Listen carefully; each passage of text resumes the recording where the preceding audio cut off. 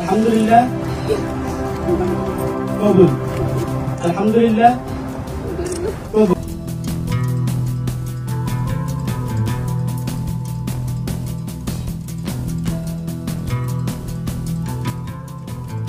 আসলে প্রতিটি মেয়ে তার বাবা মায়ের কাছে রাজকন্যা, কিন্তু প্রকৃতির নিয়মে আদরের মেয়েটাকে যখন সেই বাবার বাড়ি ত্যাগ করতে হয় তখন সেটা একটু বেশি কষ্টদায়ক, যার ব্যতিক্রম মেহেজাবিন চৌধুরীও নয়। তিনিও ৮-১০টা মেয়ের মতোই কবুল বলতে গিয়ে অঝরে কেঁদেছেন, যদিও স্বামীর বাড়িটাই একটা মেয়ের আসল ঠিকানা। কিন্তু এত বছরের মায়া ভালোবাসা ছেড়ে বাবার বাড়ি ত্যাগ করাটা সবার জন্যই কষ্টদায়ক, আর সেই মুহূর্তটি শেয়ার করেছেন মেহেজাবিন চৌধুরী।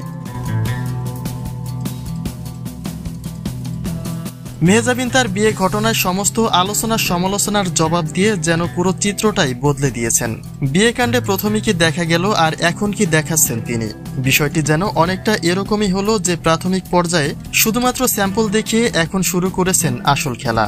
যদিও এক এক করে নিজে শেয়ার করেছেন তার বিয়ে মুহূর্তের ভিডিও চিত্রগুলি, কিন্তু তার প্রথম দিকের বিয়ের ভিডিও চিত্রে বিচলিত হয়েছিল তার অনুরাগীরা।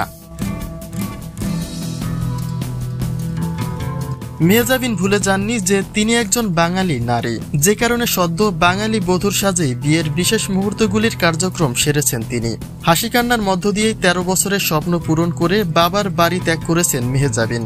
তবে পর্দার এত বড় একজন সুপারস্টার নায়িকা তার বিয়েতে যেভাবে কেঁদেছেন তাতে বুঝতে আর বাকি থাকে না যে কারো ব্যক্তিজীবনের অর্জন যত বেশি হোক না কেন, বাবার বাড়ি ত্যাগ করাটা সবার কাছেই কষ্টদায়ক। তবে বিয়ের যে ভিডিও চিত্র নিয়ে নানাভাবে সমালোচিত হয়েছেন মেহেজাবিন, সেটা ছিল শুধুমাত্র একটা ট্রেলার। শুধুমাত্র নিজের শখ পূরণে ভিন্ন সাজ আর অনুষ্ঠান সাজিয়েছিলেন তিনি। যেহেতু বিয়েটা তার ভালোবাসা দিবসে হয়েছে, সেক্ষেত্রে সেই দিবসের প্রতি সম্মান আর ভালোবাসা বজায় রেখেই এমন বিদেশি সাজে ফটোশুট করেছিলেন মেহেজাবিন চৌধুরী।